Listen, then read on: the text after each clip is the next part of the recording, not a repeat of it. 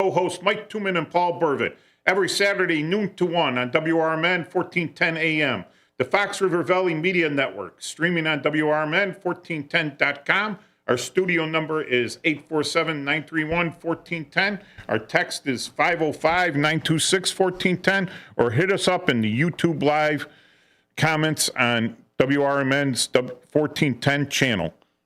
Hey, Paul. Hey, Happy New Year. Happy New Year. And what a great start to the new year.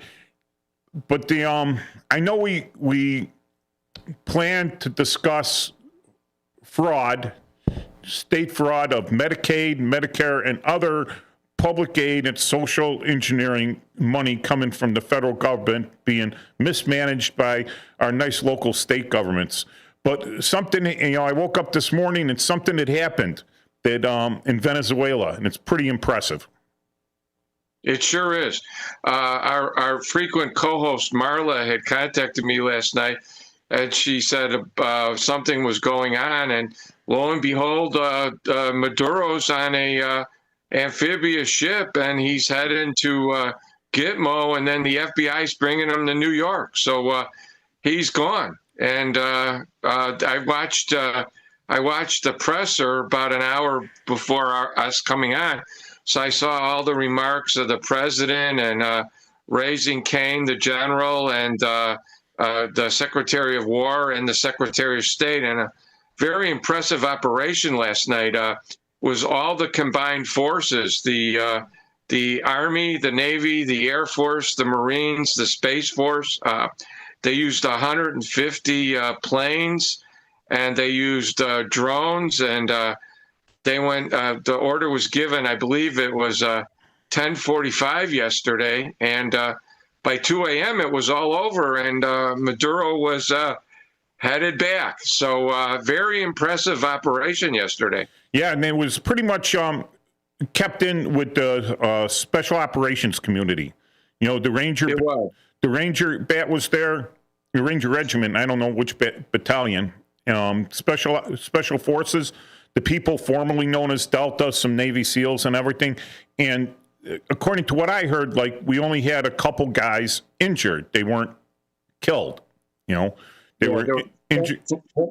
From what the president said through, I think it was General Cain, one helicopter was damaged, but it was still flyable, and there were no American deaths. There may have been some casualties, but they said it was a phenomenal operation yesterday. Yeah, and you go back to the day Maduro was taken, to the day, the same 26 years ago, that's when they finally got Noriega out of the Vatican embassy. Right. Yeah, so, dates have meaning, even in our country. It's like, it's almost like, hey, what happened, someone there, possibly with psychological operations, because they're the ones that look into that stuff. What is the significance of the day? And you go in and I remember getting the newspaper, and one of the things I would always check is what happened on this day in history. And they go back to 4,000 BC. 4,000 BC, guy found out that Iraq is hard, It's documented. Well, this one, Noriega went in. And even in that operation, and we were in Panama, we had the 173rd Brigade down there in Panama. We had Rangers that went in. We had Marines there. We had the Air Force there. We had the Army at Howard, right? Then you had Clark Air Force Base. You had the Army all over. We had the Canal Zone and everything. So we knew about Panama. We've been there forever, right? And we went to take Noriega, and we still had a problem with the Panamanians. We had significant amount of casualties in that operation. And here it's like, 2 people hurt, in and out, gone, done. And we don't have any bases in Venezuela. We're gone. We're in and out, right? And the great thing there is that what are they going to do? Where's the what sort of retaliation can they do? And this is another great thing, taking the playbook from every other regime, right, in the United States, every other regime or president or everything. They love to do things on Fridays. They love to release information on Fridays or to do something on a Friday and then shut the doors, and say, oh, Saturday, Sunday, hopefully it'll all blow over. People will forget about it by Monday. So we have that right now. They did it on a Friday, Saturday, Sunday. Monday is going to be the big day for all the news shows and everything else. Everyone else is going to be caught up in football and sports and all that stuff and go to church on Sundays. That's all nice. Then Monday, the news circuit will hit, right, for the broadcast channels. And it's kind of old news, right?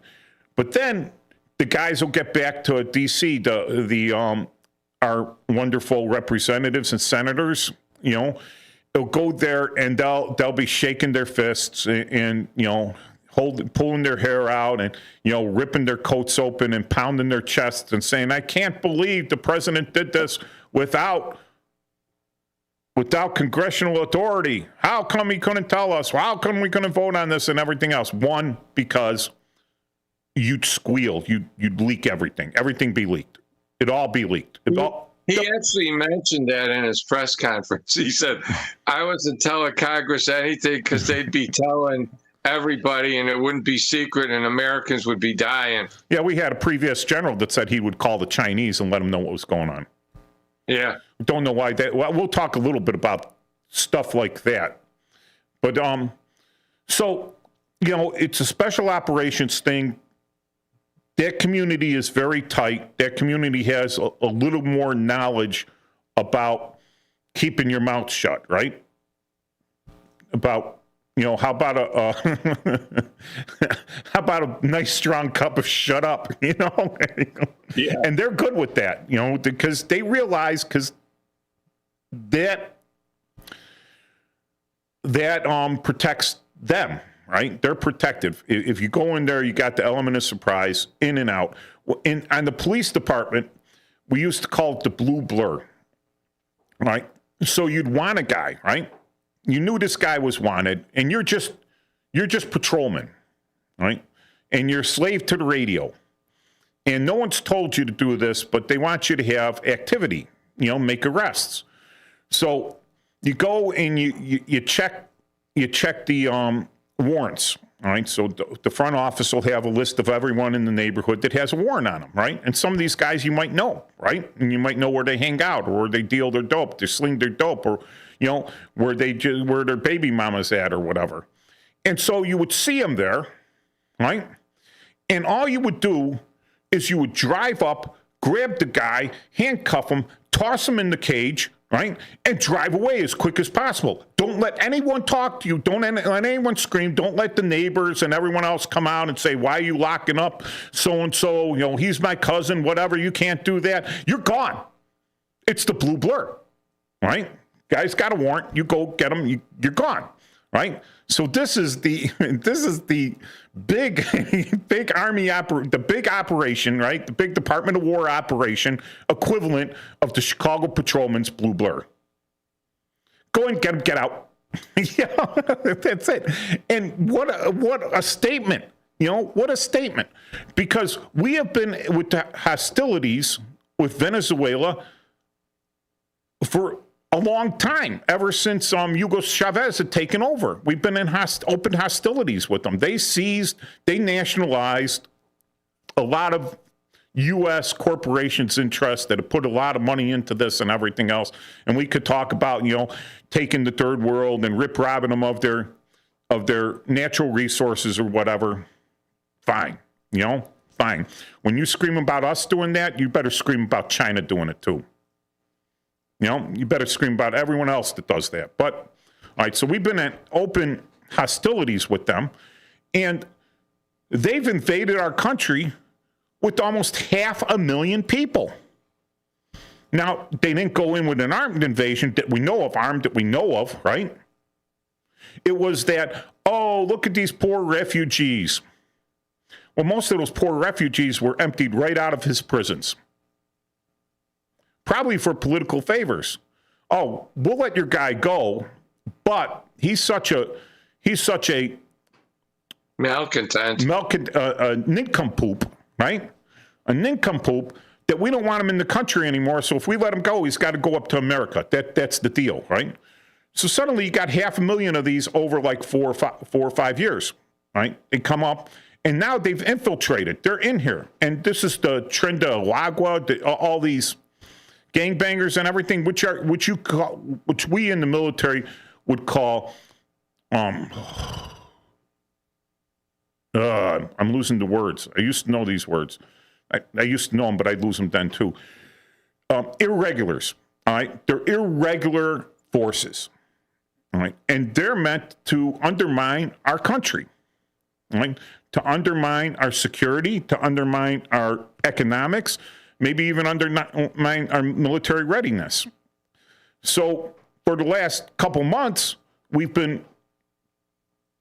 increased open hostility by blasting drug traffickers out of the water. And now people are calling, oh, they're fishing boats. Yeah, really? Okay, they're fishing boats.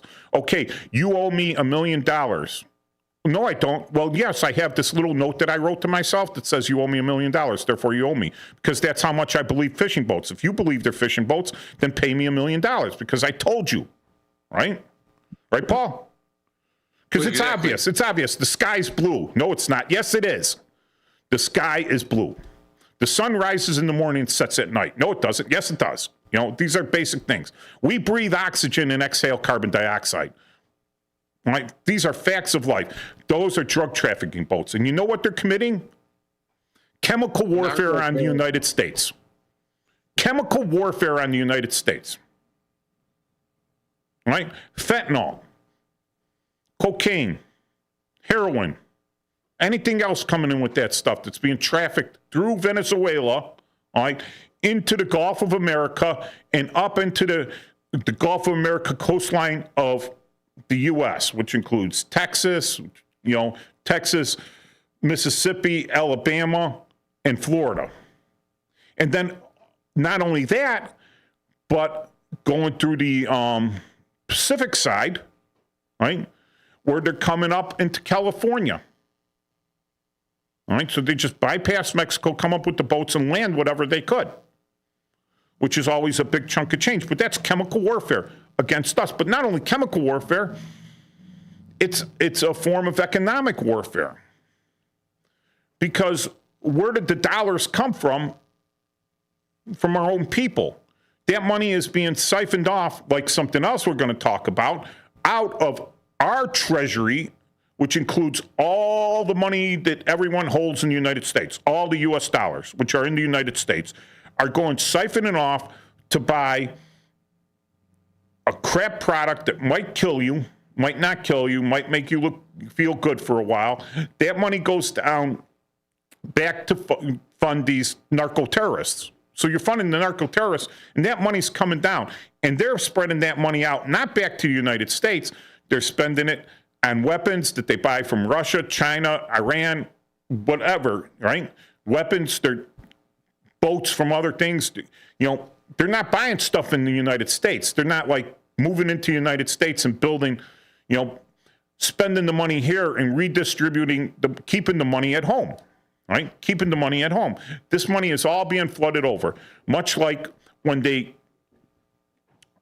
let me know if I'm, Paul, does this seem reasonable? Yes, you're speaking the truth. It's economic warfare. It's a human invasion, all right, where they have irregular forces located now in the United States that we have to go into. The Germans, when they found the resistance fighters in France, they just wipe them out, right? And they would if something happened to them, they would go to the village and wipe out, 10 people in retaliation for every German soldier. Or those might be stories or whatever. I wasn't there. But the same thing, we have now 500,000 people. Can we trust them? Are they providing for the common defense? That was kind of addressed in the press conference. He said that some of them really want to stay here and they're okay, and we'll make efforts of that. But he goes, most of them need to go back. And And that's And their now country. they're complete. They were the first thing they're going to do. First thing they're going to say, right, is that, oh, we're here because we're politically oppressed by the Venezuelan government, which is an overwhelming government. Okay, so we say, oh, political oppression. Okay, the government's been overturned now. They have a non-oppressive government. Go back. There's no reason for you to be here anymore. You're pretty safe when you go back there. Which he actually said that we're going to protect the people. We're going to protect our people. And he goes, this is never happening again. And we're not going through this again. We're not letting another crackpot take over. We're actually administering the country with locals. It's going to be done by the military, the State Department, and the locals. And we're investing now. The oil companies are going to go back because, like you said, the infrastructure is so bad. They're going to start rehabilitating the stuff, and they're going to get back on foot. And then as soon as it's ready, we're leaving. But we're going to administer the country so that nothing like this ever happens again. And they were taking, most recently, they were taking some of our people hostage, and I think that's one of the things that finally did it. And they're protecting all those people, and they're protecting the people of Venezuela, the true people. yes, and what you're not going to see on Monday, right, is you're not going to see all the Venezuelans that left because of Maduro and because of Hugo Chavez that got out of there, that are living in Florida, that are here legally and everything, that are partying in the streets because that guy is gone out of Venezuela, right? That they're partying, they're like, this is a great thing. There's going to be the press, the legacy media is going to black that out because I predict that the Sunday programs and the Monday news shows, and all they're going to talk about it. Your guy moved, actually. I know what they're going to talk about is the fact that Trump said that woman that won the Nobel Peace Prize is not right now capable of running the country. They're going to say that he's disrespecting her, and that's going to be the issue that I see. Well, that's going to be the issue that they're going to highlight now.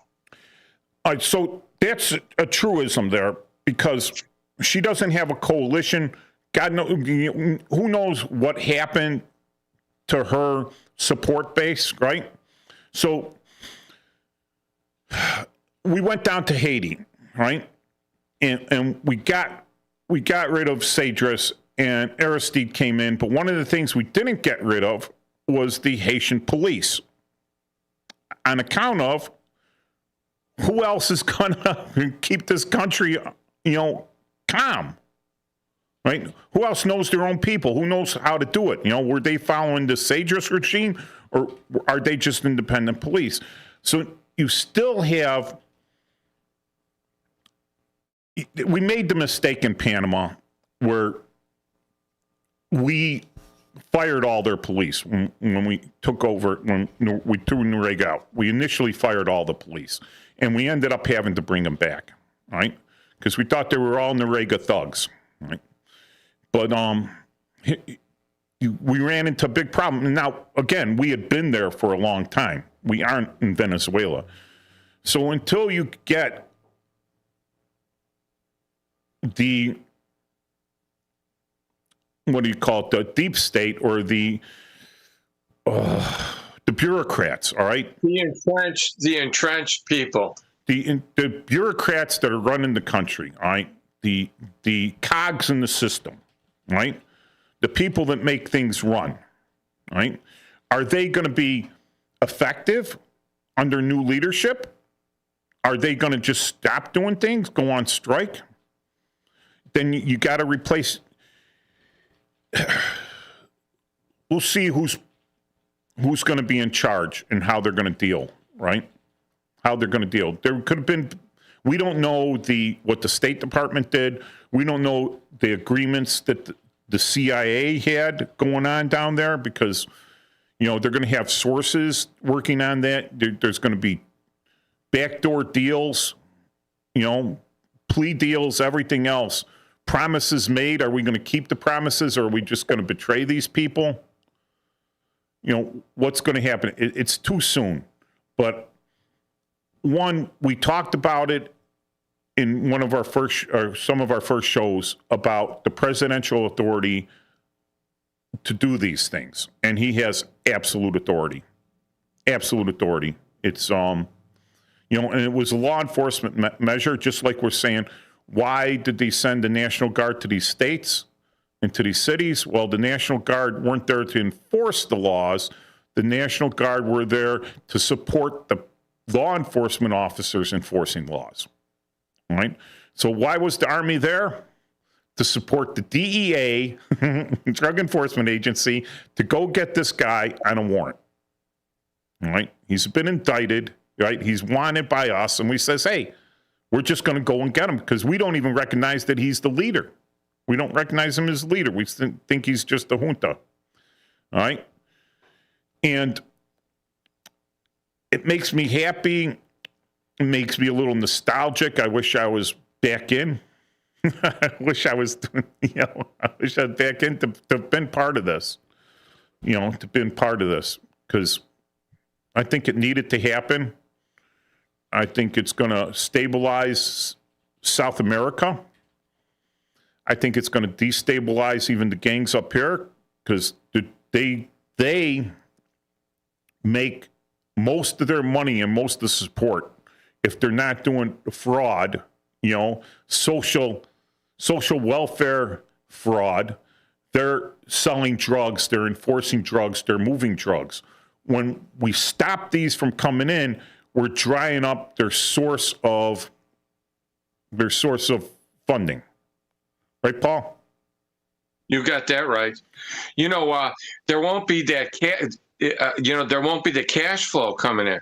Yeah. So, they're going to be like their own outpost now. And if they can't do it on their own in their local area, and they're not going to get the supplies that they need. So you're going to see some of them either, like you said, transferring or pivoting to other scams, or else they're going to be booking back somewhere else, Or they might have to get a job. Right. Like a real job. And then they would be providing to the economy.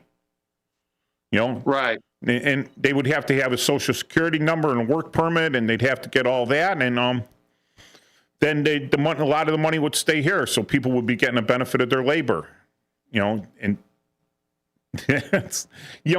cut off the flow, cut the umbilical cord to these gangs.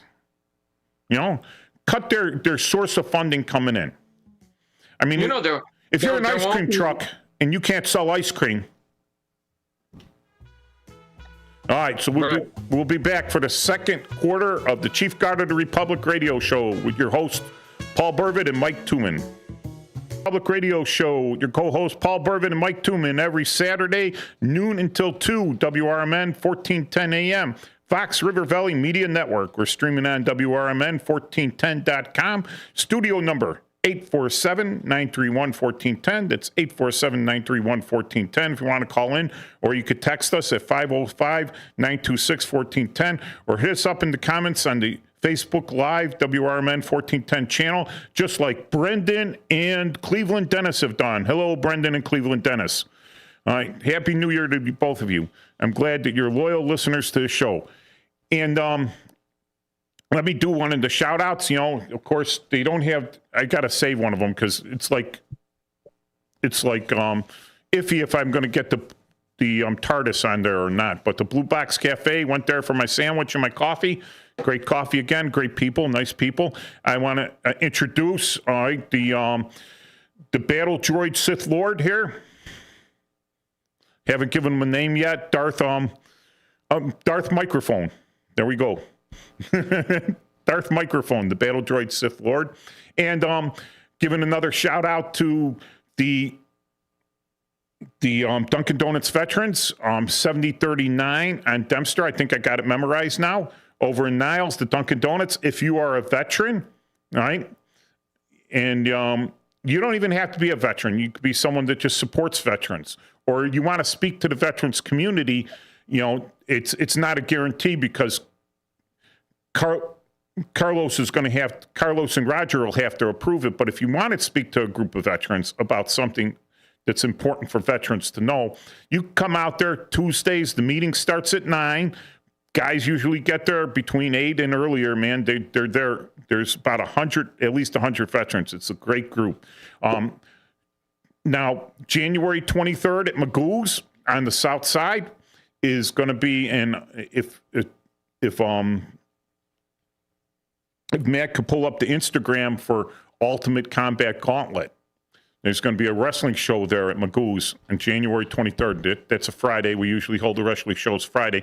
We had to skip one of the shows in December because, just too busy of a month and everything. And the director of the Ultimate Combat Gauntlet had other things going. All right, but that show starts at 8. Ultimate Combat Gauntlet. You could see their Facebook page, their YouTube. Ultimate Combat Gauntlet on YouTube is awesome because they got all the shows in there. Yeah, you see the wrestling going on. But yeah, I'm highly invested in that, so it's in my best interest that more people show up and see the show and pass it on because it is a good time. All right, then let me see. That's about all the shout outs I got right now. All right, so Paul, Venezuela, good thing. Friday's operation, good thing or bad thing? Oh, I think generally positive. Yeah, I think everyone could find something bad with it. After the Panama invasion, I went down there for PSYOPs, and I was the man in the street interviewing people, what they thought of the invasion. And this one girl, she hated it. She said, I says, well, what was wrong with the invasion? She goes, I was too pregnant to loot.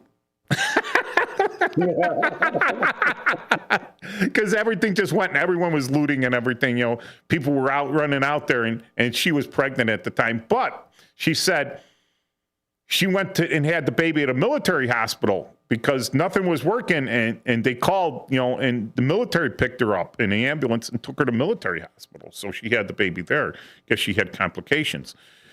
Anyway, so that kind of worked out.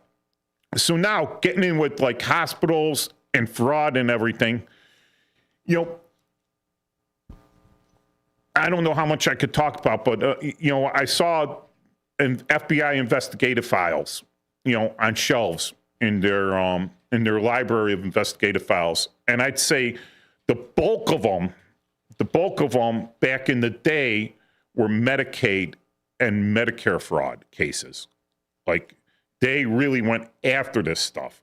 They were it was important to them back in the day. I don't know what it would look like now, what the files would look like for that now, but it seems like they're getting back to it. But I have to ask you a question, Paul, as a prosecutor. If you had, let's say, a liquor store robbery from 5 years, from the 3-year statute of limitations, right? And you had a liquor store robbery from yesterday where you got the guy, and you can only prosecute one of them, which one would you choose? You mean as opposed to a 5-year-old Medicaid investigation or something like that? Yeah. Well, the easiest one would be the liquor store robbery because it was right away, and well, they're both liquor store robberies. Yeah, one was 3 years ago, and one is right now. Yeah, you'd have the guy that you already have, the present one. You probably go with that one first. Yeah, and I was thinking like the same way. This fraud has been going on forever, across all the states. There is some fraud going, all right? Just on anytime you have a large chunk of money and you have people who are in the care of that money, distributing that money to be spent for the public, quote, for the public good. Anytime you have that large pool of money, you have a bunch of people around there thinking, how do I get my cut? My cut. They don't care about how the money, they just want their cut of that large pool of money. There's a ton of money there. They're not going to provide, they just want to get their cut of it, right? And then the person, either you have one person or many people that have the overwatch on that, and they're looking at this huge pile of money, but they don't have, they're earning like a micro percentage of that amount of money. But they have control over all that money. And they're looking at it and they're going like, how do I get my cut? There are some people there. So like, I'm in control of distributing funds for daycare centers because it's all about the children, right? So it's all for the children. If we have daycare centers, children aren't going to get beaten. Children aren't going to get starved. Children aren't going to get, we could keep an eye on them. You know, we could have a good overwatch on them. We give them some basic education, some basic socializing. It'll be great. And then their parents go work and earn tax dollars and pay back, and it'll be great in everything, right? So I got a good thing there. And I get all these applications to start up these things. And the only ones that get approved, right, provide my house with, you know, a swimming pool, provide my this and that and everything else, right? All of a sudden I get a shipment of frozen steaks and a giant freezer to keep them in, right? Now I'm not getting direct dollars there, right? I'm getting kind of gifts and everything. So now my life is drastically improved because I don't got to spend money on food or whatever because I'm providing for myself other ways. Now I could go invest that money and make money and get richer. But who do you think I'm going to provide that overwatch to? That not overwatch, but that, yeah, I'm looking out for some people as opposed to others. Who am I going to look out for first? The guy that's giving you the guy that looks like me, the guy that comes from the same village as me, the guy from the same clan, the guy that same ethnic makeup, the guy that has the same political leanings that I do first, before I give it to anyone else, right? And I'm distributing this money, and I'm like, look, I got this great scam going. Because they look like me and we're all in the same clan and everything, they're less likely to flip on me.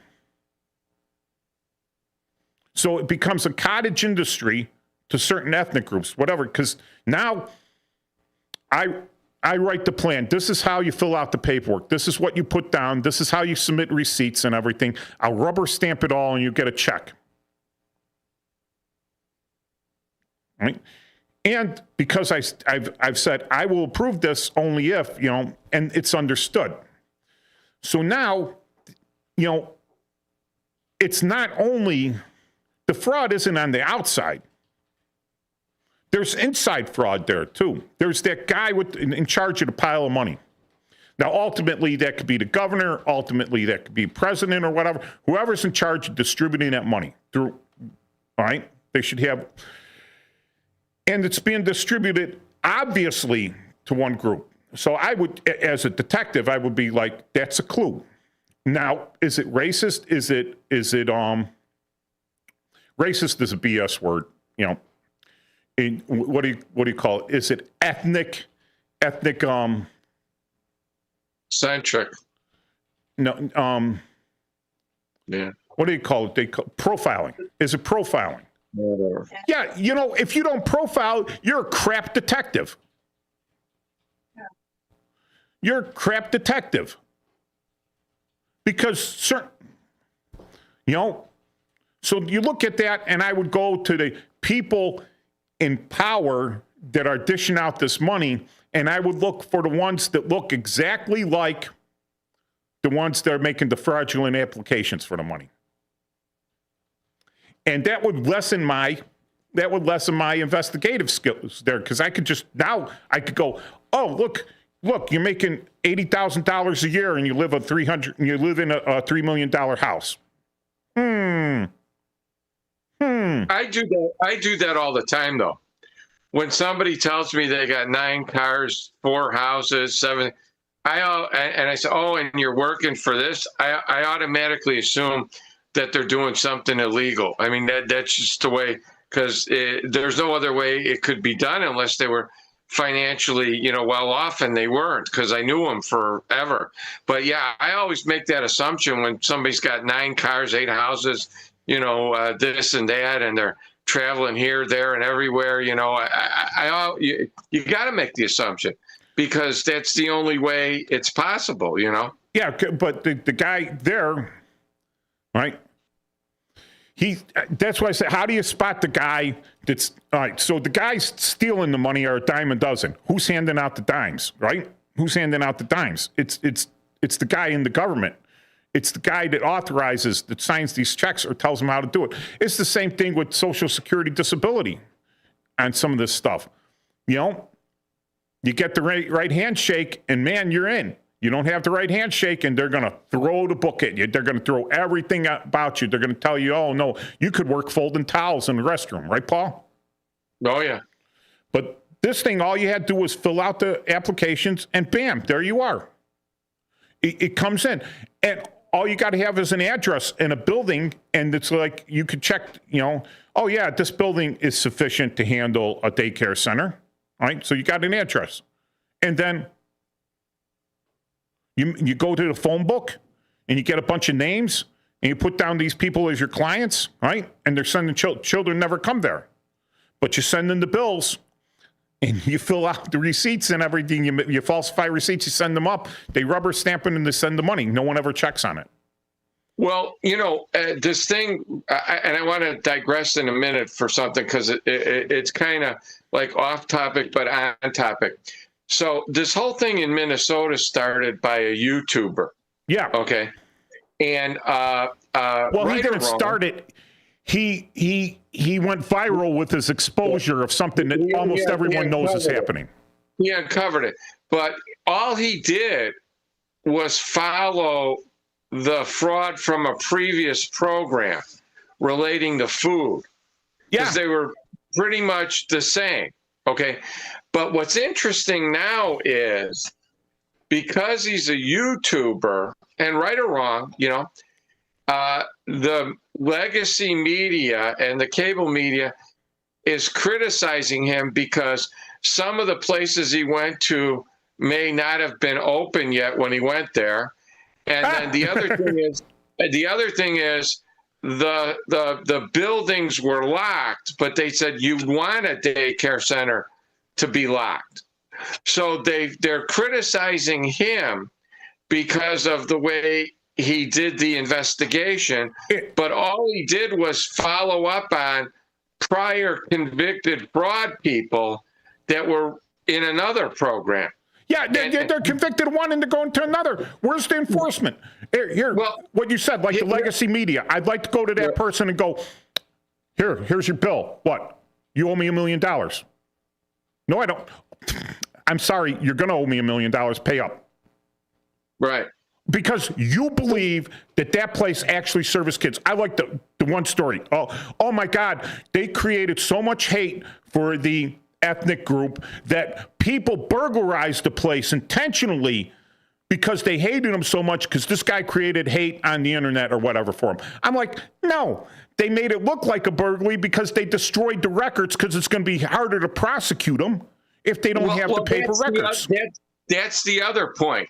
And I believe in that story, okay, all they stole were the bank records. There you go. And the funny thing is the bank records are online. Right. They didn't steal the computers. They didn't steal anything of value. They stole the bank records. Okay. And I believe it was noted in the police report that all that was taken, expensive items, were bank records. Now, the funny offshoot to this is now there's a controversy now in Seattle over their daycare centers. And all the politicians want everybody to know that we shouldn't target a certain ethnic group. If you don't, you're a crap detective. Correct.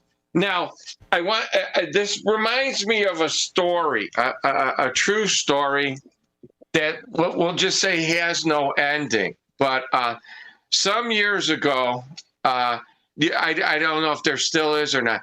There was a program in Cook County, okay, to give you a rebate on your animals' vaccinations. Okay. Yeah, I heard about that, but I never. Right. I should have applied. Now this was brought to me at the time by the Cook County Inspector General. Okay, and they realized, due to a tragedy, that there was something radically wrong with the program.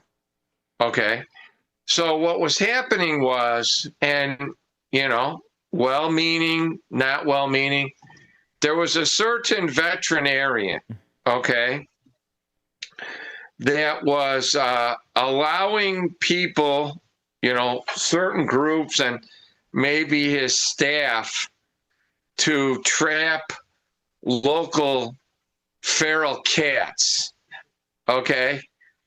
And they were grabbing them up, and he was performing spay and neuter on them. Not a bad thing for feral cats. Right, again, but he was vaccinating them, but he was charging the county more than it cost him to do it. No, here's what he was doing. He was charging the county for the rabies vaccines, okay? And the problem was they were vaccinated and they were spayed and neutered, but what was happening was it was listed as a, dog that lived on Roscoe when it was a cat, or it was this kind of animal that lived somewhere else and it was a dog, and they were putting the tags on them. I guess they gave them collars as a gift too. But, sometimes a kid was getting bit and they'd grab up the animal and the license, the vax number doesn't match the animal. So now you got a problem. Was the so animal he's selling vaccination tags. Right. So was the dog.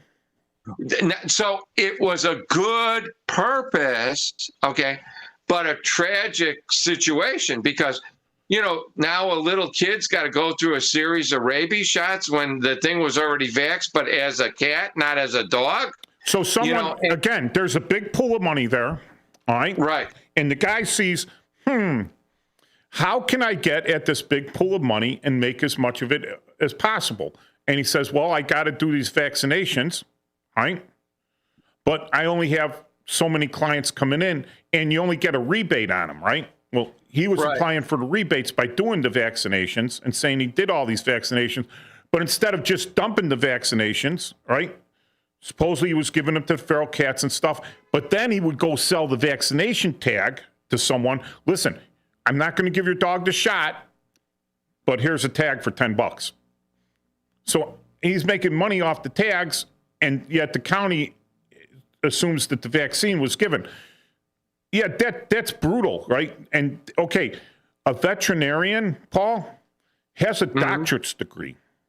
I know. Right? So are they incompetent? Well, they could be financially incompetent. They could have gambling stuff and everything, but they're not. They're not. So are they complicit?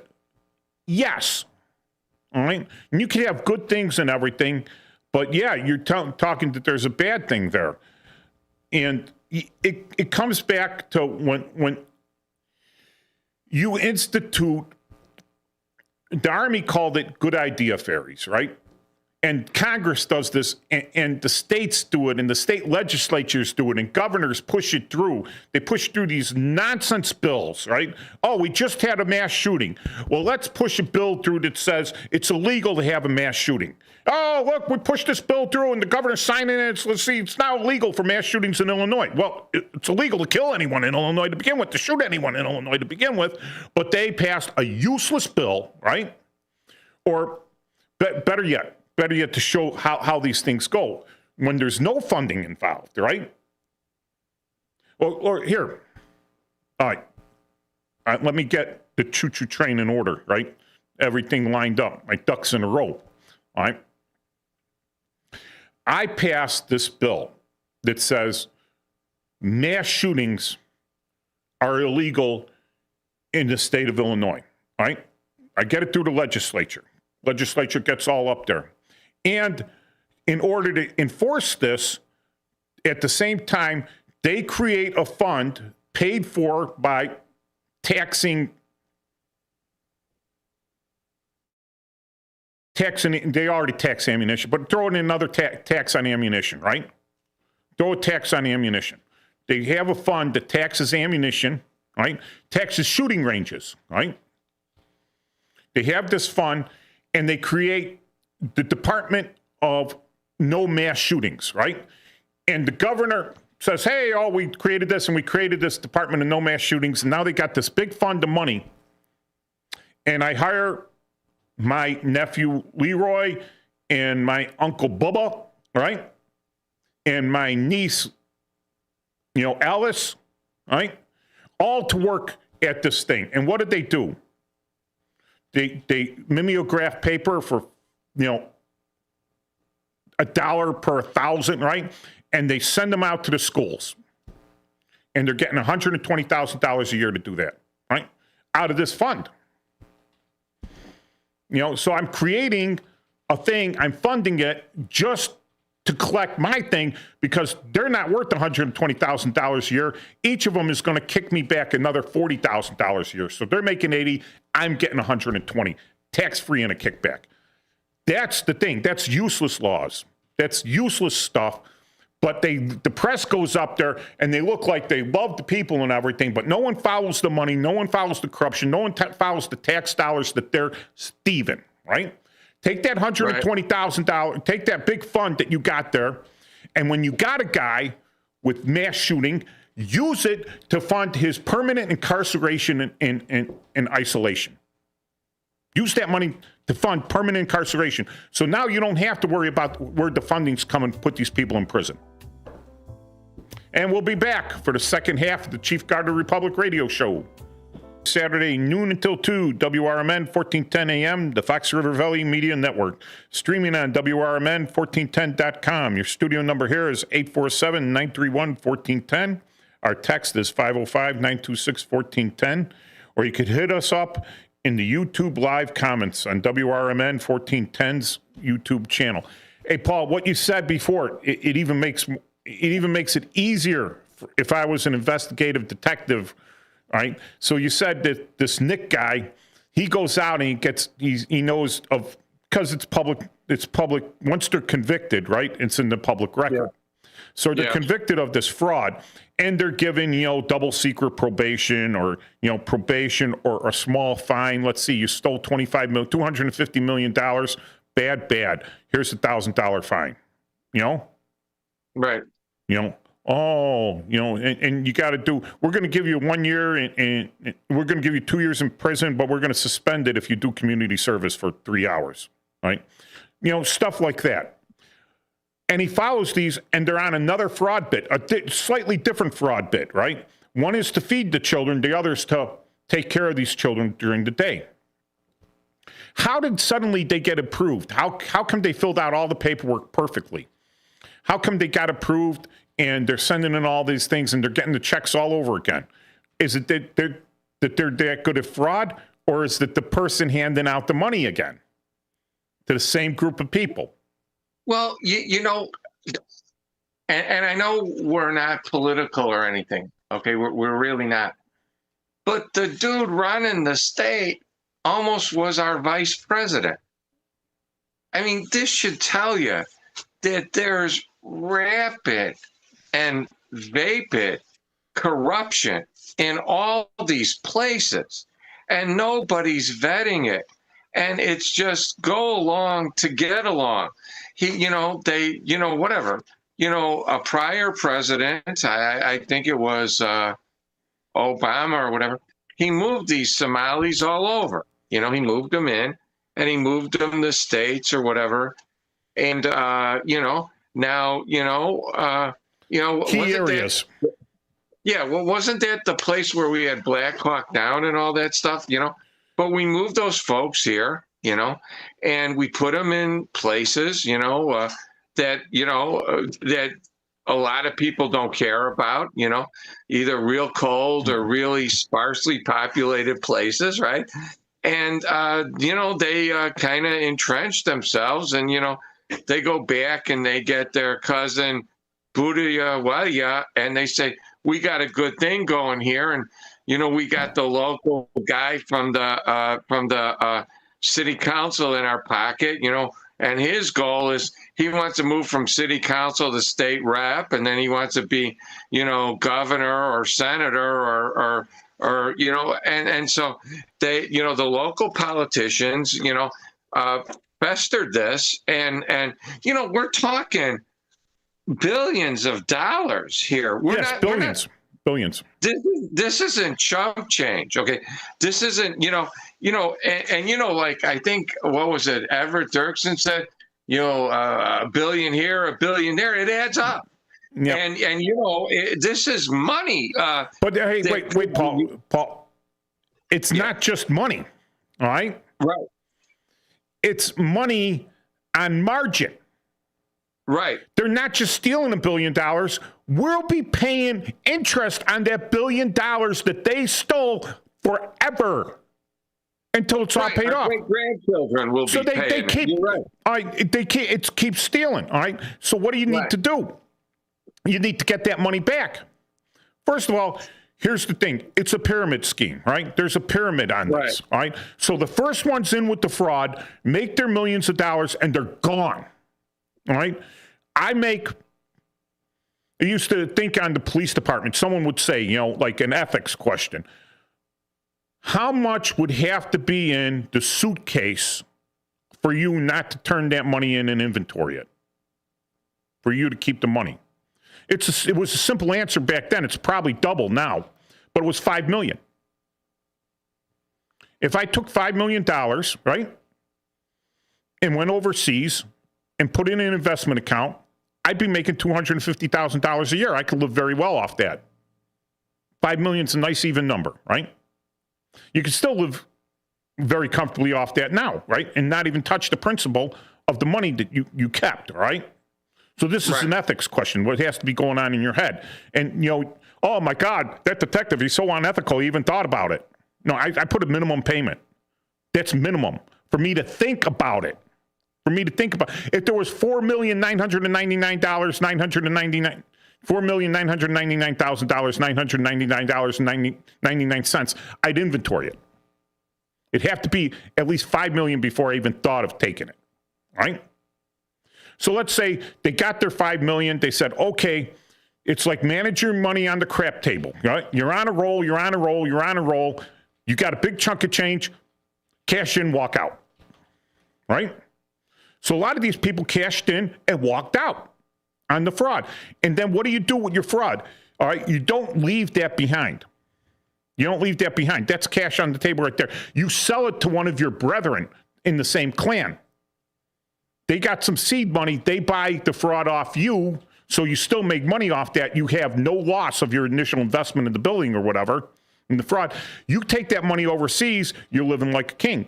Now, how do we get that money back from overseas? Well, it's a little thing about using artificial intelligence and being a good detective, right? Following the money trail, which is all in the banks, right? All in the receipts, all in the checks that were written, right?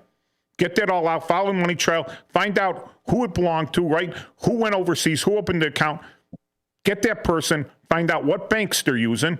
All these banks operate in the United States. Tell the bank they're to freeze that guy's assets and return them to the U.S. government, or that bank no longer operates in the United States. We don't care. Right? We don't care. You're gone. Who's got the most money to push around? Well, we do. That bank doesn't operate in the United States. It loses. It absolutely loses. You don't do any transactions with any U.S. banks. We put you on that, right? And I would strong arm them. I'd absolutely strong arm them because that's our money. And the banks can't say, oh, well, no, you don't need proof. We're going to tell you that. All right? We're going to go in, we're going to take it, give us the money back. At least get most of the money back. There's some that you won't be able to get back. People thieve all the time, and they just blow the money, and how are you going to get it back from the drug dealer that sold them the coke, right? But there are ways to get this some of the money back, some of it back, right? At least some of it, and put that back in a coffer, right? Or pay it against the national debt, right? Obviously, we didn't need those child care centers, right? They weren't used. So now you funded all this money. We got the money back. We're paying off the national debt with it. All the fraud money we get back goes to pay off the national debt. Now, the thing, again, when they had DOGE, the Department of Government Efficiency, right? What happened to that? The backstories, the court jesters plan. I mean, in court, the judges in court and everything. Oh no, you have to allow so much fraud. I'm sorry, I'm putting an injunction against eliminating fraud because you have to do this through other things, and I got to give chance for my cohorts to get away with this stuff or whatever. Yeah, a judge that puts an injunction on fraud, on stopping fraud. What is he? Complicit or incompetent? That's a judge in today's day and age, man. Well, he's two things. He's incompetent, right, and he's complicit. Neither of which is acceptable, and he should be. It should be gone. It's like if we had a real press, right? They'd be laughing at him. They'd be laughing at that judge. There'd be all sorts of stuff about him. He'd be out there like, how dumb can you be? You're legalizing fraud? Hardworking people paying their tax dollars for people, fraudulently stealing it, because who should be ashamed. You know who we should be ashamed, Paul? The people who vote him in. That's for one, and but even more. You would never think of this group, but I think they should be totally ashamed. The Romani. You know why? Yeah. Because they've been doing, they're nickel and dime compared to these guys. They're pikers. They're ham and eggers. These guys are big thieves, right? And they're only little thieves. Comparatively, they should be ashamed. They should up their game. It's so easy. Well, you think this is funny, but it's not. I don't think it's funny. I'm sick. In reality, though, this has been going on forever. So there was whatever the branch court that was hooked up with Area 3 over there. I don't remember which 42. One it was. All right, and I'm 44 talking and about 42. 42. So, I was working the branch courts, and Eddie Mack brought me a case, and it was kind of like a gypsy case, The woman, the offender, she kind of told the guy his money was cursed, and he had to get a chicken, and he had to keep it as a pet for 28 days or something like that.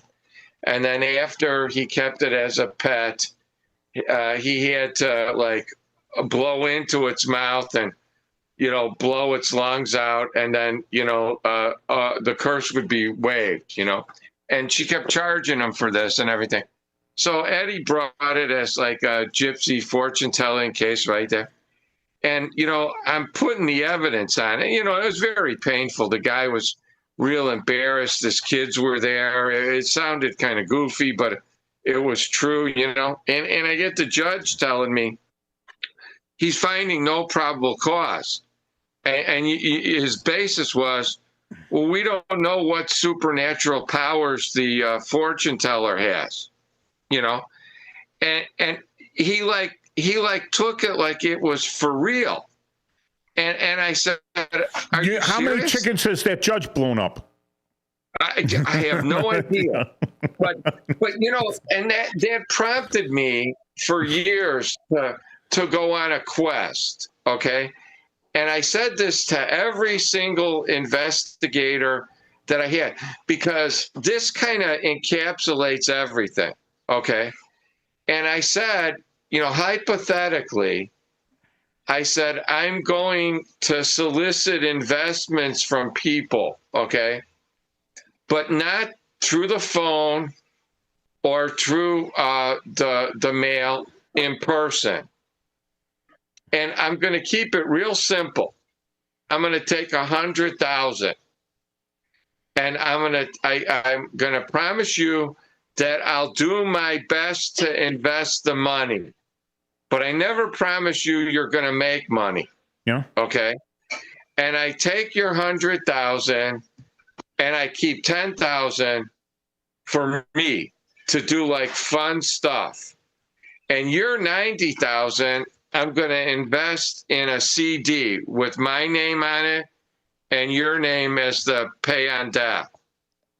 And then I'm going to take your 10,000 that you gave me, and I'm going to do all kinds of fun stuff. I'm going to the racetrack. I'm going to the casino. And, I might win big. And then whatever I win, I'll keep half and I'll give you half. And, at the end of whatever term the investment is, you either got 90,000 plus interest, or you made a little bit more, or you made more. And I said to them, now, how in reality is that different than what these people are investing in? Because it's not through the mail. It's not wire fraud. Yep. I've invested their money. Not postal fraud. It's nothing. And I said, how is that different? And I said, and they could win big. And I said, and you know what the upside is? Even if I lose everything, you're still getting 90% of your money back, which is better than some stocks. And number two, no one's going to take that case, because they're going to say, you just lost 10% of your money. You didn't lose 100. And you know what? That's the rationale. I mean, you got to think about it. You invest in a business, you could lose all your money. You invest in a business, you could lose half your money. You invest in a business, you could make money.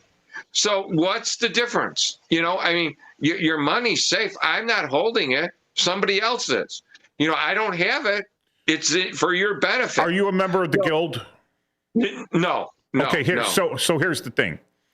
The guilds get together and they protect themselves, all right, from other people doing exactly what you're saying, all right? So first, in order to do that, you have to be a member of the guild. You have to become a fiduciary, because that's what fiduciaries do, all right?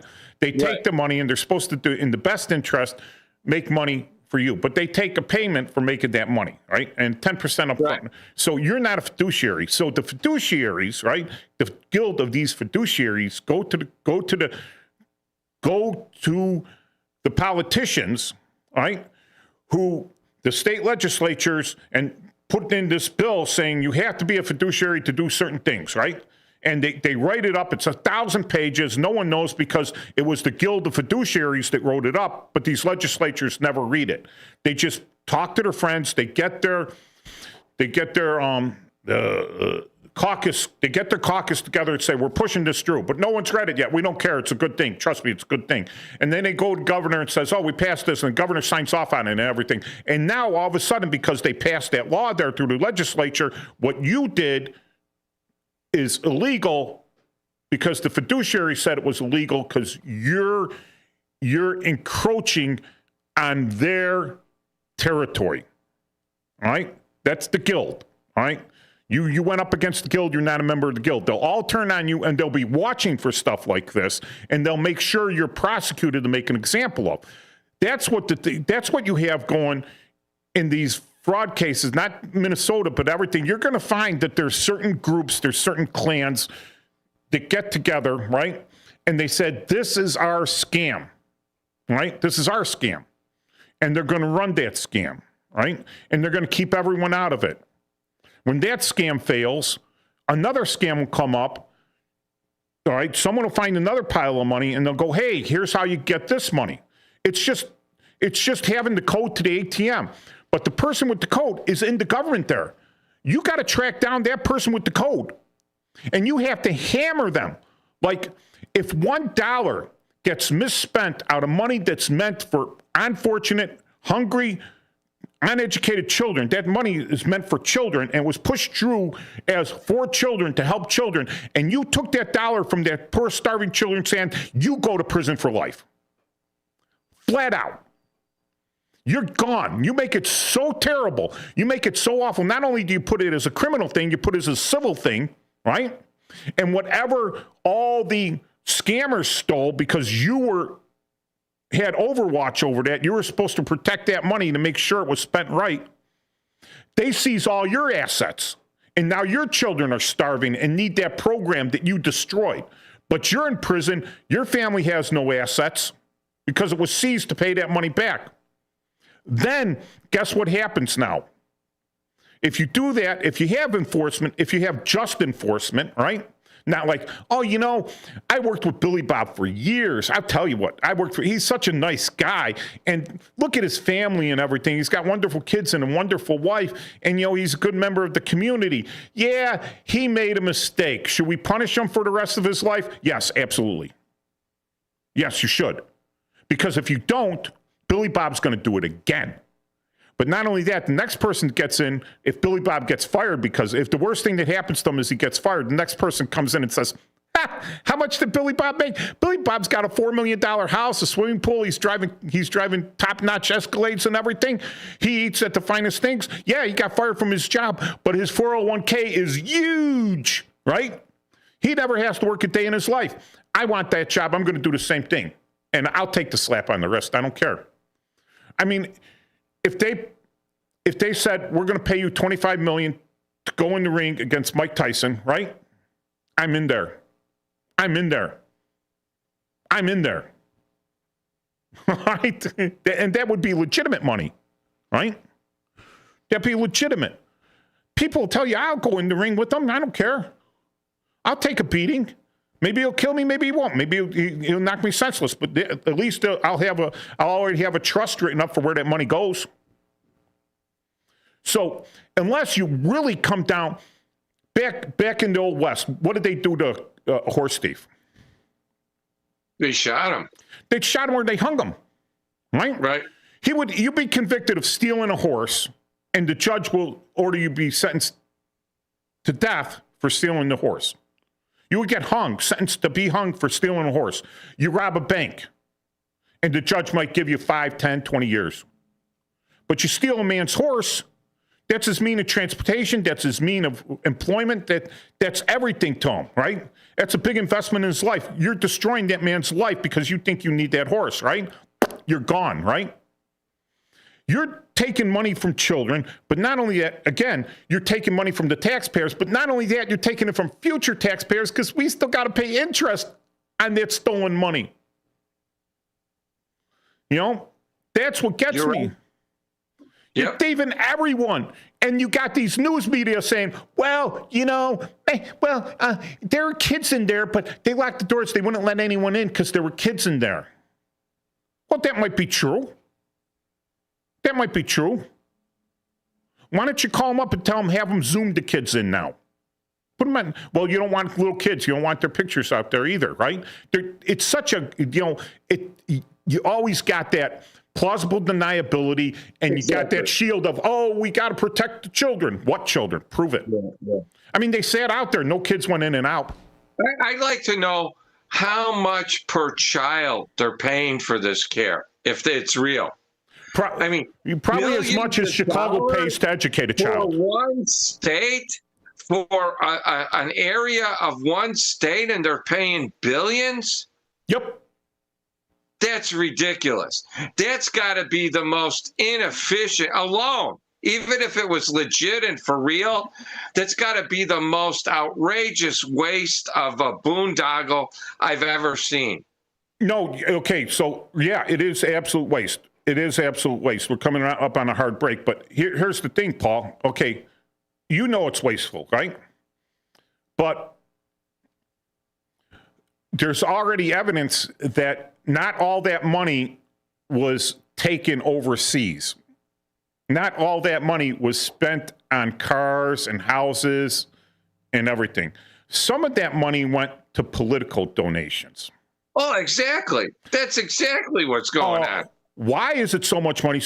Because if I need $1 million and I only get a 10% kickback, how much money do I have to make available to people stealing the money to get my 10% kickback of $1 million? 10,000. 10 million. I gotta have 10 million out there, right? Yeah. So as a politician, I gotta make sure there's 10 million out there because I need $1 million. Will these politicians or political organizations, once it's proven that that money was all gathered by fraud, pay it back? No. I dare them to. They should. Or they should go to prison too. Money laundering. Right. They should have known. They should have known. All right? They should have known. That's the thing. Either you're incompetent or you're complicit because you should have known. All right. Heartbreak. Cervelli Media Network. Streaming on WRMN, 1410.com. Our studio number, 847-931-1410. Text 505-926-1410 or hit us up in the comments on Facebook Live, WRMN 1410 channel.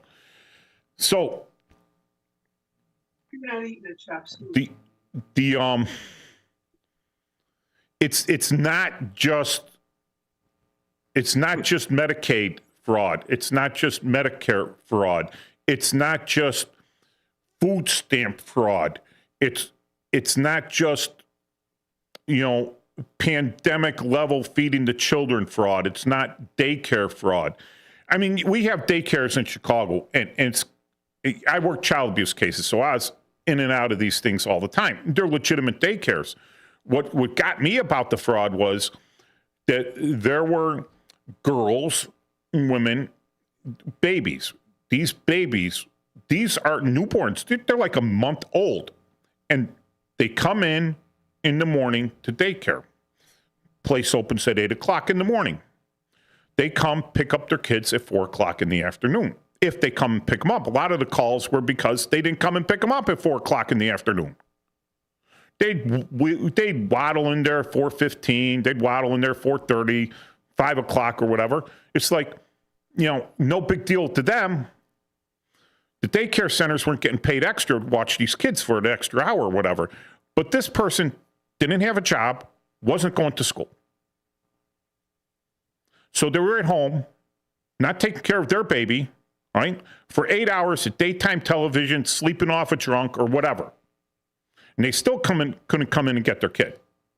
All right. So they were actually watching kids. All right. But they're watching kids for people that really didn't have a reason to have those kids being watched. They were independent. They were getting public aid money to live, for food and everything. They had nothing but time to watch the child. The program was put there so that they could go to school, so that they could get a job, right? Become productive members of society and not have to be. Well, that worked for 1% of them. The other 99 was just like, oh, well, this is good. And why do they get away with it? Because they're allowed to get away with it. The first time they show up at 4:05 and they don't collect their kid, right? It's a warning. It's a yellow card, right? It's a warning, yellow card. Second time they do it, they're dropped from the program. Watch your own kid. Teach them something. That there's got to be. But this fraud goes across every single government program, not just social programs. The movie Lords of War or War Dogs, I think. War? No, not the Dogs of War. No, it was about two guys that they became government Department of Defense contractors for logistics, for material logistics. Okay. And they said, well, we can only charge them so much per washer or nut that they need, right? But the shipping and handling charges were astronomical. So each nut that they needed for the Bradley fighting vehicle cost, let's say they're just regular nuts, right?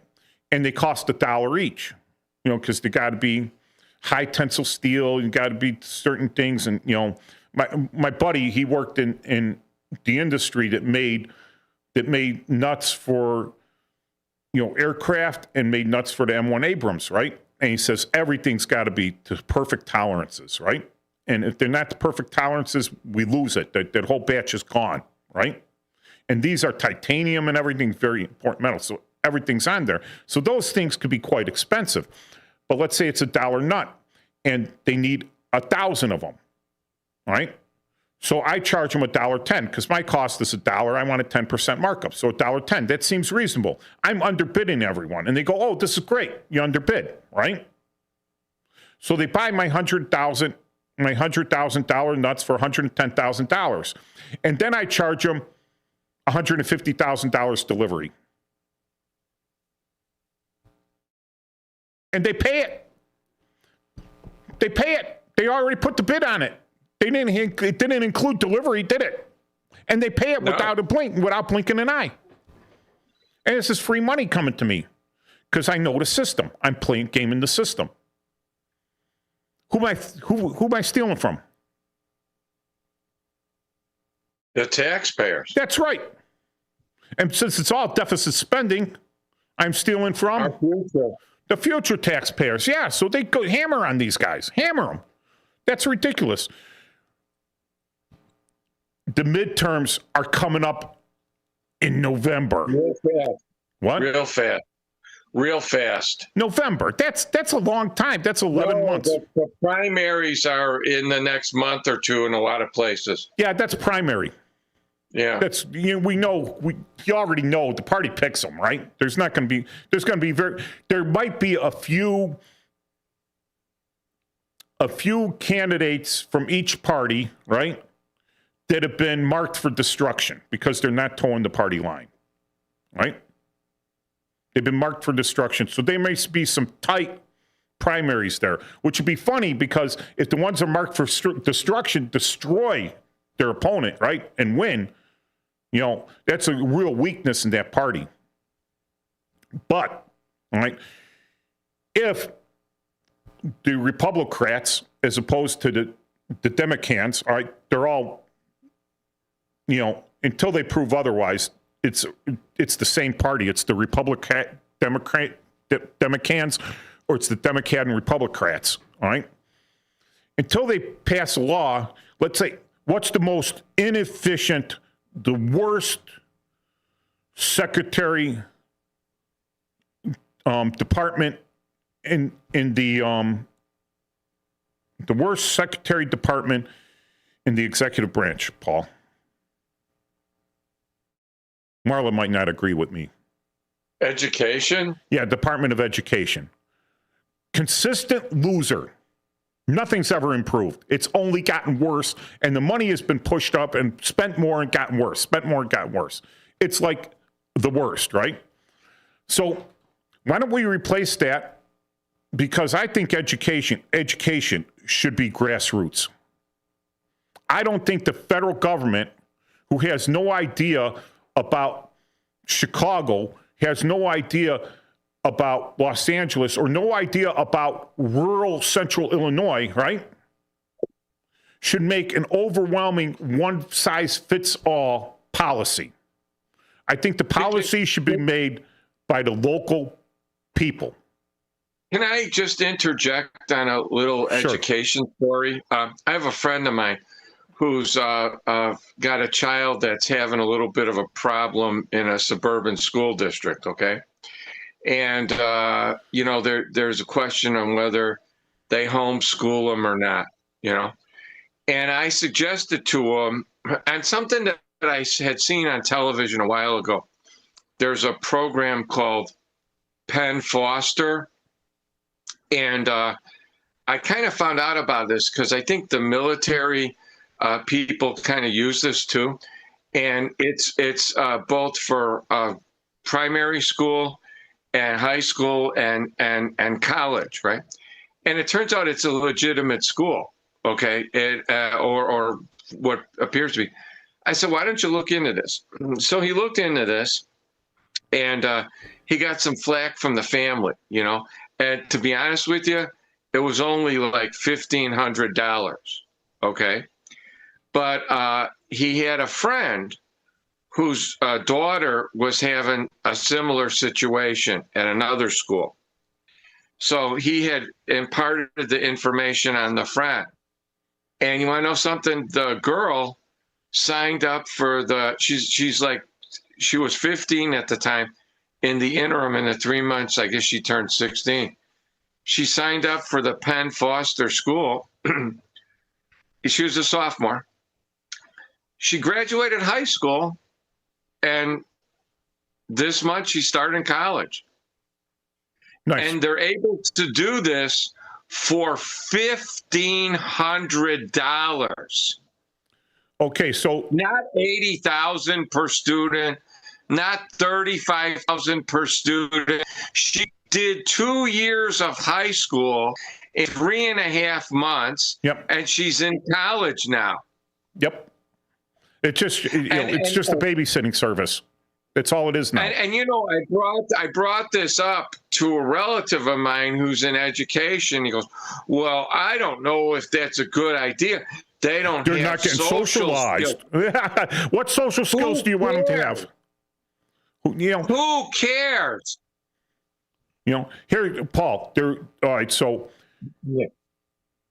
there's a great school in central Illinois, just north of Bloomington, and just west of Pontiac. And I forget the actual name of Fraser or something.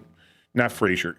That's in Michigan. But forget the name of the town. But the school is the Salem School for Boys.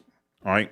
And it's a boarding school for kids that have issues. Right. They have some, not physical issues, not mental, intellectual disability issues, but kind of behavioral issues. And it's kind of locked down, but not really. But they're in the middle of nowhere. So these kids, they'd have to walk like 20 miles to get anywhere. And then the police would pick them up and bring them back anyways. But all right, the kids go to school on an online program, and they have a moderator there, right? A moderator that helps them make sure that they're on the computer doing this stuff, right? And they're watching them, right? And they're self-paced, and they're not slowed down by the kid eating paste, right? And they're not slowed down by whoever's doing belly dancing on the teacher's desk. They can't stop them. And they're not slowed down by the drunk kid or whatever. They're not slowed down. They either you are that kid or you're the kid that's trying to get by, right? And it's a good program. And these online programs, self-paced programs are good. One, you need a moderator like parents. Parents got to moderate this stuff. They got to make sure you're doing the work. Right? But yeah, that's good. But let's say, take the Department of Education, take the funding for the Department of Education, and now create the Department of Government Efficiency. DOGE. I think that's a big thing. People are made out to be tyrants. They're made out to be goofs. They're made out to be people on power trip all the time. That's one of the things the press will do. They'll make you into a villain, right? They want to make you into a villain, especially when you're doing good work and stuff. So if you spend a little bit of money up front to make sure that these programs that Congress in places, right, and that are pretty much administered now by the executive branch, because Congress authorizes the spending, the executive branch does the spending, right? And it goes through the secretaries, right? And now you send these guys out, DOGE, to make sure before one penny is spent that it's being spent properly, right? To say, hey, did anyone go out and look at this building? Look, I did a Google search on these kids. They all live in the same house, all 350 of them, or whatever, right? These are just names off a phone book or whatever. Show me these actual people. All right, because you just made the stuff up, and say, hey, we're not paying you out a dime. You went through all this work to support this, and anyone that authorizes this is complicit. So people, if you don't have any Overwatch, or you know that you're Overwatch, if I'm the clan member that's getting all my other clan members to take this, and I know my boss isn't going to do anything against me because he's afraid that I'll call him the R word, retarded, or whatever, right? He's afraid that it'll be called the R word, or I'll make it look bad and everything. And that's exactly what happened in Minnesota. It's exactly what happened in Minnesota. Is one of these guys said, you're only going after the Somalis because you're racist. That was 4 years ago. And all of a sudden, they backed off because they used the R word on them. Oh, no, I don't want to look like the bad guy, but it was true. Well, who else is committing the fraud? Right? Who else is committing the fraud? Show me. Oh, look at there's one run by the American Indians, or there's one run by Hispanics, or there's one, and guess what they have in their daycares, their learning centers? Kids. You know how bad it is? They can't even get the kids from their own community in there. Right. They got to have hundreds of kids. Just throw them in there. Well, they don't get along with each other. Everyone's got their own scam. They can't get enough kids in there because everyone's running their own scam and they're all jealous of each other, but they're all in the same clan. They won't flip on each other, or if their kids are there, they're afraid the kids might flip or what. So get in there, have some Overwatch. You're spending the money in the wrong places. Yes, by all means, provide a safe learning space for socialization, learning, and protecting the children while their parents either go to school or work, right? That's government funded, right, to improve the people, but make sure that that money is being spent correctly. Every dime of it. I'm not talking about allowing a 10% shrinkage, right? A 10% theft, a 10% overcharge. I'm talking about if you're going to do it by the book. Earn a decent living. Hey, non-for-profits, this is funny, right? This was a good one. I've got a girl that went missing, right? And she went missing with her baby. And these girls are not the type of girls that should have full custody of their babies, right? Who knows if she's going to dump the baby in a dumpster and just go to her goofball boyfriend. But they're both listed as missing. So I'm trying to get some information, and the people for the not-for-profit that administered a group home would not let me in her bedroom that she had at this group home without a search warrant. They reported her missing. I'm investigating a missing person. I'm looking for a baby that's at risk. They won't let me in her bedroom. I says, how can you report her missing and not cooperate? How many people you got out looking for her? None. That's your job. I go, no, it really isn't. It really isn't. You have custody of this child. You are in local parentile, in local parenti, right? Local parental. Yeah, parentis. Local parentis of this child. Why aren't you out looking for her?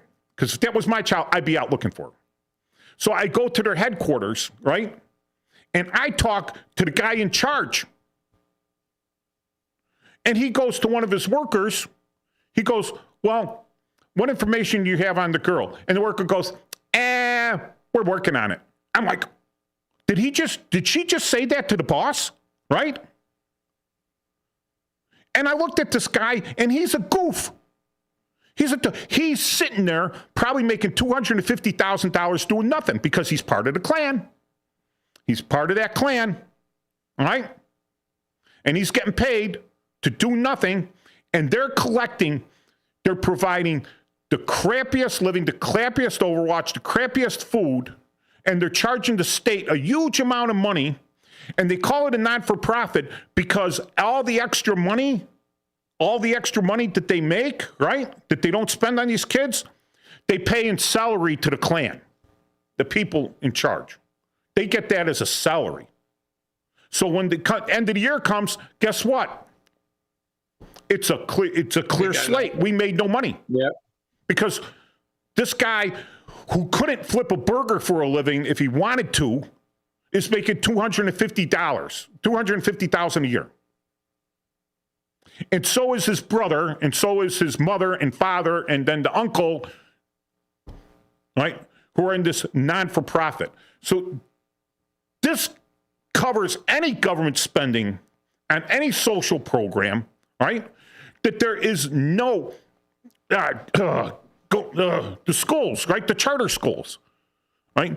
Charter schools are great because they actually teach the kids and they could actually expel the kids that are misbehaving. And the parents that have half a brain in their head want their kids there because their kids are safer and the kids are learning and kids have a chance in life now. But they do it for half the price of CPS. Well, do they kick that money back? No, it all goes to the investors. That's why you have to be one of the chosen few to invest into that. But without the CPS constantly raising the prices of teaching these kids, you're not making more money. So it's easy for you as the chief executive officer to go, yeah, we'll pay you more. We'll boost the property taxes. We'll pay more per capita per kid because my buddies that are invested in charter schools are now making more money. And who are they taking that money off of? The taxpayers. Right? And here's the thing, right? Yes, they actually provide a decent product. They're actually providing a product. Those kids have a chance. They're going to a charter school. They have a chance. So they're providing a product at half the price that CPS can. Why can't CPS do that? And a privately run organization under CPS teaching the same curriculum that CPS forces them to teach, right? How come they could do it for half the price? Because they're profit-oriented. They see where the money lies. If they had to do that, right, at cost, they would boost the cost up. Okay, we could teach your kid for $12,000 a year, but there's a $12,000 delivery charge on top of that. You know? Just like... Yeah. Anyway, so, Venezuela. I'm glad there was a very limited amount of loss of life, because I'm sure some Venezuelans died. That's sad, all right, that there was loss of life. But I'm 10 times gladder that there was no loss of life amongst our guys, all right? I'm very glad that we got out a criminal narco-terrorist. I'm hoping that at the beginning of the year here, that there's a chance that Venezuela can re-enter a free market economy, right, where the people that want to work can work, and the people that don't want to work can starve because they don't want to work, all right, instead of everyone starving equally. That there's, I'm hoping that they become a banner country for South America, that they become close allies against the war on drugs, which is chemical warfare against the United States. The Chinese, when Mao took over, he cured a lot of his junkie and drug trafficking problem within China. I don't know if it's increased since or whatever, if it's got more illicit, but he cured it right away. It was called the 13-cent solution. A bullet. That's right. He gave the junkies a year to cure themselves, and he gave the dope dealers a year to get real work, right? And all of them that didn't after a year got 13 cents in the back of their head, and their families were billed for the bullet. And he cleared it up real quick. And no one's crying crocodile tears over all of them from, are they? No one stopped them. They could do it again. We got a drug problem. Boom, they cure it the same way. And no one in the mainstream media would say a word about it. Oh, it had to happen. Well, what about over here? Well, that's different. That's different. That's different. No, it isn't. Whenever they say that's different, it means it's exactly the same. What about this here? That's different. Nope, it's exactly the same. It's like the difference between ping pong and tennis, right, Paul? Right. Yeah. They're exactly the same, only totally different. And Correct. so I don't know what topic we're going to speak about next week, but I'm sure something Something will come to the fore. something will come to Have a great week, everyone. Thanks, Paul. Take care, Dennis. Take care, Brendan. And everyone Bye, else who's everybody. watching, see you next week, Saturday at noon. You're here on the Bye, Chief Maggie. Guard of the Republic. And bye, Matt. Bye, everybody. Bye, Matt.